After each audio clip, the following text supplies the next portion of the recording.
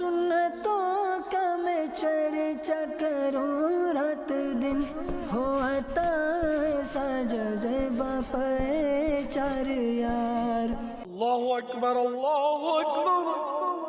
پیارے بچوں، جب آذان ہو تو فوراً اپنے کھیل اور پڑھائی روک کر نماز کی تیاری کریں، کیونکہ اللہ پاک دیکھ رہا ہے کہ ہم نماز کے لیے کتنی خوشی سے آتے ہیں، کتنا مزہ آتا ہے جب سب لوگ ایک ساتھ مسجد جاتے ہیں۔